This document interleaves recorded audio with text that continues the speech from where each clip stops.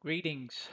So in this video, we are going to look at some allergic diseases. And there's a spectrum of them, so we're going to try to look at all of them. Um, the benefit is there's a lot of commonalities, so if we learn one, we can learn a lot of information about them, and then we'll go over some of the differences. So again, let's go over some of these pathologies that come up when we're talking about allergic diseases.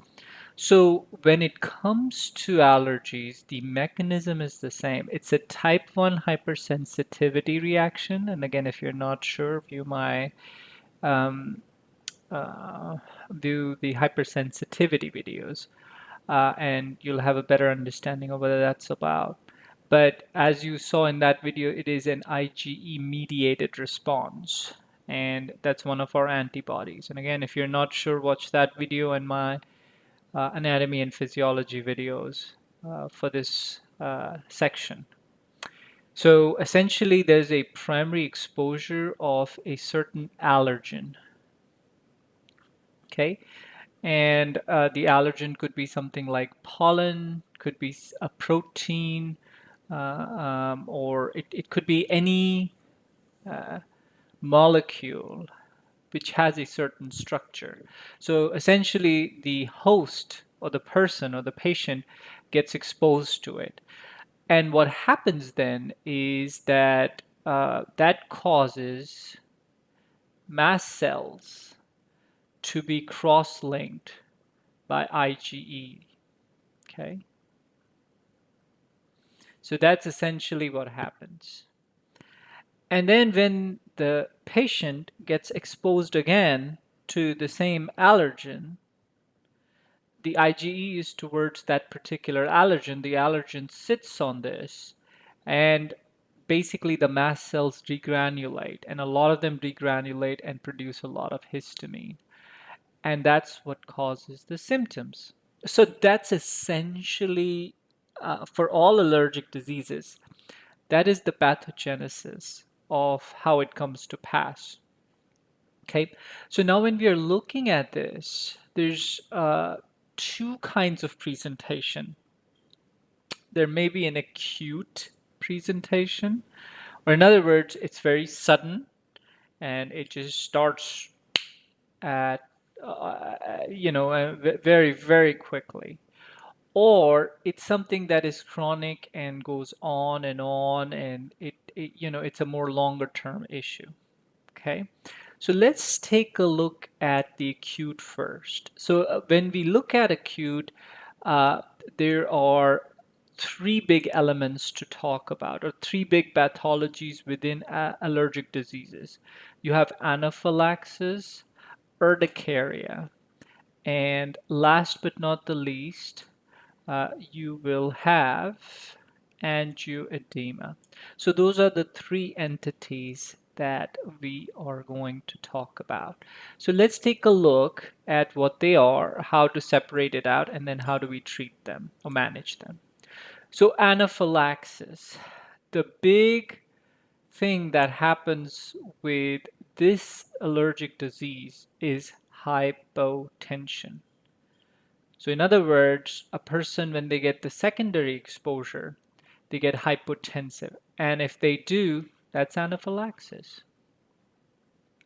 Okay. Um, Again, the other thing that one may see is urticaria, which is a skin rash. It's red, raised, and scratchy. So that's the three R's. Red, raised, scratchy. Okay. And that's called urticaria. Okay. So that's anaphylaxis. Okay. The other thing is urticaria. Like I said, the rash, which is red, raised, and scratchy, right? Um, Again, the big difference between anaphylaxis and urticaria is what? No hypotension. No hypotension, just skin rash. If you've got hypotension, you got anaphylaxis. Okay. Last but not the least is angioedema.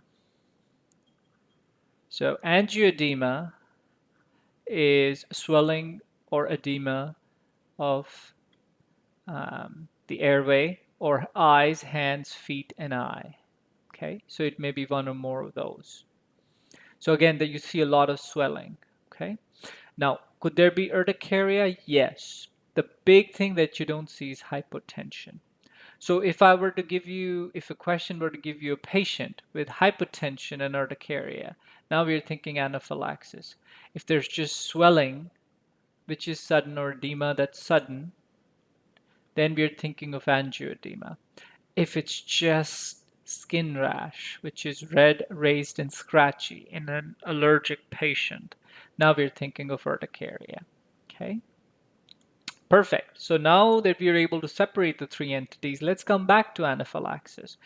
What if you have anaphylaxis? The diagnosis is clinical.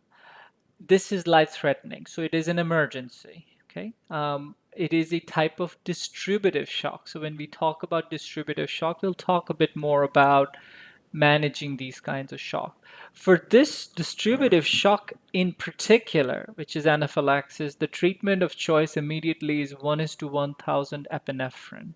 Okay, and what it does is it causes increase in the systemic vascular resistance. So essentially, the blood vessels that dilate like crazy, okay, so they dilate, and the systemic vascular resistance or the vascular tone goes down, and the blood pressure tanks. So epinephrine undoes it or reverses it or increases the SVR and tightens the vascular tone, and thus getting the blood pressure back to where it is. Okay. Again, with all of these diseases, discontinuing the offending agent is very important because that stops the degranulation of more mast cells and release of more histamine. Again, it is histamine mediated, so histamine antagonists and corticosteroids are two other things that we can do to treat this particular disease. So that's anaphylaxis. Nursing wise, what do you think we're going to do? Again, recognition and treatment of an acute anaphylaxis is very important. Once the offending agent is recognized, we got to make sure we counsel the patient on avoidance and having EpiPen or some equipment which will allow some way, shape, or form where they can give them epinephrine if they ever get exposed, because this is very acute and life-threatening. So if they have an EpiPen, um, they are able to take care of themselves till they can get to a healthcare site or health, or till they can access healthcare. Okay, so that's anaphylaxis. Urticaria is skin rash. Okay, so there's no hypertension, it's clinical diagnosis. And again, treatment is topical histamine antagonists or antihistamine, and we remove the offending agent. Again, counsel the patient on, um, keeping the offending agent away once that's identified. Okay. Number three is angioedema. Okay, and that's swelling, swelling in the airway or eyes, hands, feet, and eye. Okay. So again, diagnosis is clinical. Okay. On your test, and this seems to have gained some traction, look out for ACE inhibitors. These are certain blood pressure medications, and they're very, very effective, but they seem to be associated with angioedema. So, kind of, if you see angioedema in a question, see if they're giving you ACE inhibitors. Because if it's ACE inhibitors that they're giving you, then it's pretty simple to assume for the test purposes that it may be angioedema caused by the ACE inhibitors. Okay, but kind of watch out for that association. Again, we remove the offending agent and we give it time. So there's um, nothing big to do about angioedema, and it resolves over time. However, if the airway is involved, then we secure the airway. So a patient that comes in with angioedema, the big issue is to airway assessment, to assess the airway. If there's stridor going on or patient feels like there's difficulty breathing, that actually is recognize and rescue. So in other words, we've got to call the doctor immediately because that airway is going to get into trouble. Okay. And again, um, one the provider may consider histamine antagonists and corticosteroids, but again, mainstay is removal of offending agents. Okay.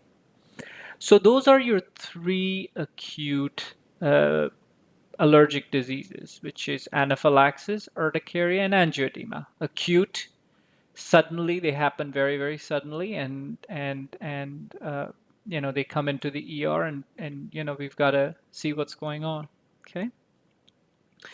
There's some other allergic diseases which have a more chronic course. So, for example, there's a few we're going to talk about, and there's food allergy and there's allergic rhinitis. Okay. And let's start with allergic rhinitis first. And so the pathophysiology is exactly the same. So in other words, you've got the IgE cross-linking and the release of histamines. Now this happens over a chronic period of time. Maybe seasonal, spring comes and suddenly it gets worse, or it may be all year round. Certain areas where people are more prone to allergic rhinitis. So the way to think about this is think about allergic rhinitis in terms of nose, eyes, um, throat, okay, and sinus and ears. And so essentially the issue it becomes discharge and uh, inflammation. So with nose, one will have rhinorrhea, sneezing, pale and boggy mucus. Uh, they would have allergic shiner. There would be kind of a dark ring around the eye, and then nasal crease because the person is constantly trying to clean their nose and prevent the mucus from coming down. Their nose starts to develop a crease. So again, if you Google all of these, you'll be able to see what it looks like. And so those would be nasal symptoms. Okay. You can have symptoms of the eye, which is bilateral eye injection or redness, and then itchy eyes. So those are the two common ones. With throat, there's post-nasal discharge, or patient would say, feel the mucus dripping down the back of my throat. Okay. And then with sinus and ears, there's going to be drainage from the nose that is draining the sinuses, and there's ear fullness. Again, because there's inflammation in the passages that allow the sinuses to drain, the sinuses may have some buildup of fluid, and these people may have more sinusitis. Okay. So again, we talked about symptoms being all year round or seasonal. Okay. Uh, the diagnosis is clinical, and there's some interesting things about this disease. Seems like there's a cluster. People that have allergic rhinitis seem to have more food allergies, seem to have more episodes of asthma. There's a kind of dermatitis called atopic dermatitis, and they seem to have more of that particular skin disease. So that's just something to keep in the back of your mind. How do you treat it? Like everything else, avoid the allergen, avoid the trigger. As true for as true for the acute, same is true for the chronic diseases. Okay, and decrease inflammation at the site of inflammation. So if it's nose that you're having symptoms in, intranasal steroids. Remember, in the nose, and these would be corticosteroids. If it's eyes, then it's ophthalmic drops to decrease inflammation, which could include things like cromolyn or leukotriene antagonists. So these are some new drugs which we've already covered in pharmacology section. And then with sinuses, we drain the sinuses. Now, what if I have symptoms in nose, eyes, and sinuses, right? So now I've got to consider something more systemic, like taking a bimouth antihistamine, like loratadine, fexofenadine, right? Because now I'm targeting more than one area. So that's why we ask what the symptoms are, because we know A, what the issue is, and then we can consider whether this person may need more targeted therapy or they need something more systemic. Okay. Now, we've moved away from decongestants, and I have kind of made a little heart here because of cardiovascular side effects.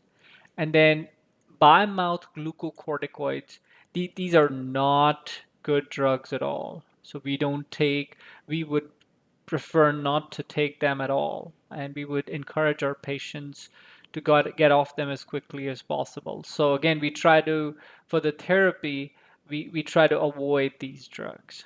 Okay. If there's any failures, we refer to an immunologist because the immunologist may consider testing their blood for IgE against certain allergens based on history, and they may actually do some skin prick testing. So, in other words, this would be skin tests where allergens are injected intradermally and then it's seen whether there's a reaction or not. So, the goal is to zero in on the culprit because once the allergists can do that, the immunologists can do that, they can try to come up with therapies to desensitize the patient. Okay? So with desensitization, what the allergist or immunologist tries to do is they try to inject they try to give patients very small amount of allergen.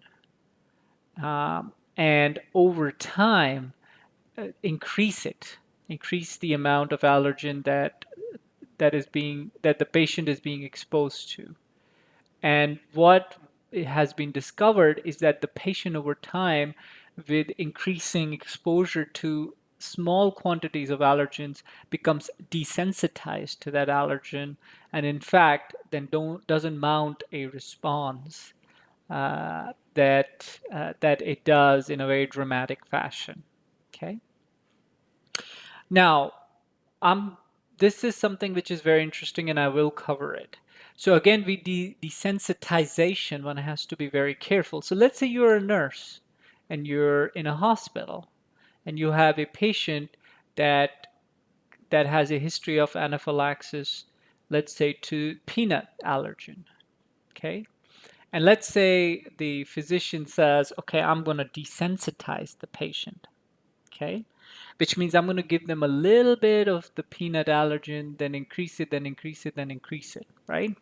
So what do you run into when you give this patient that is anaphylactic, has an anaphylaxis to peanut allergen, a little bit of peanut allergen? Well, they may get desensitized, or they may actually have anaphylaxis and may have hypotension. So, A, watch out because as a nurse, yes, you may be in a situation where your patient is getting desensitized.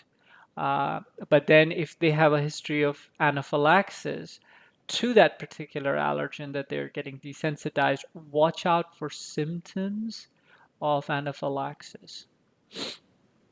There is one interesting case where this goes hand in hand. And this has got to do with syphilis and penicillin. So again, lots of patients are anaphylactic. They have an anaphylaxis or anaphylactic reaction to penicillin. Now, let's say if your patient gets syphilis, well, the drug we have in our repertoire to treat syphilis at this time, the only one is penicillin. So now we've got to give these patients penicillin, but the moment we do, we are going to induce an anaphylactic reaction. So occasionally, very rarely, you do have patients that are admitted, and what they go through is a desensitization protocol to penicillin. And the reason we are trying to do that is so that they can get desensitized to penicillin, and then we can give the patient penicillin and treat syphilis. Okay, and we've got antibiotics, multiple antibiotics for most of the infectious diseases out there, but syphilis is one of the ones that still is old-fashioned penicillin is the weapon we have at this time against syphilis. So again, when you're an RN or you're a nurse and you're with the patient, remember as you're desensitizing them, watch out for anaphylaxis. So if they get hypertension, keep that 1:1,000 epinephrine ready and keep the IV going, keep the fluids ready. Because if they get into trouble, you keep the antihistamine and the corticosteroids ready. Because if they get into trouble, uh, we got to treat them. And there is a chance they'd get into trouble. Okay, perfect. So that's one. And so that's one of the big ones. So let's do a couple of more odds and ends. Food allergies. So with food allergies, you'll have a pediatric patient generally with nausea, vomiting, diarrhea, and there's history of soya, milk, nuts, and wheat. How do you diagnose it? So it's usually food at a trial. So essentially what we do is we do go down to very basic foods, and then we start to add foods one at a time, one at a time. And then if you see the symptoms come back, then what you added last food, that is probably what's causing the patient's food allergy. Okay. And what's the treatment? Avoid the food that causes the food allergy. So avoiding the trigger. Okay. And that actually covers our spectrum of allergic diseases. So let's do a quick recap so that we have a good idea of what we covered in this video real quick. Okay. So we started with allergic diseases and what the pathophysiology is with type 1 hypersensitivity, where primary exposure causes IgE cross-linking the mast cells, and secondary exposure causes degranulation and release of histamines, which actually cause all the symptoms. There's three acute diseases: anaphylaxis, urticaria, angioedema. If they've got hypertension, they've got anaphylaxis. Okay, that's within this umbrella of allergy.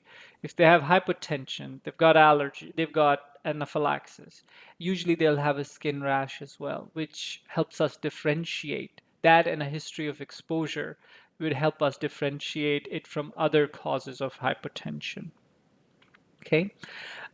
If they have swelling in the airway, eyes, hand, feet, with no hypertension, we're looking at angioedema. And urticaria is just rash with no swelling and no hypertension. Diagnosis in all of them is clinical. If there's angioedema, just watch out for ACE inhibitor in the question. Treatment, again, for all of them, remove the offending agents. And then for anaphylaxis, since we have hypertension, we give epinephrine 1:1,000, and then consider histamine antagonists and corticosteroids. For angioedema, again, we remove the offending agents and then consider histamine antagonists and corticosteroids. But we are always watching for a patient's airway. That is high priority, because if the airway is involved, we got to get medical help there. We got to secure the airway. And then urticaria rash would be just topical treatments and discontinuing the offending agents. Okay.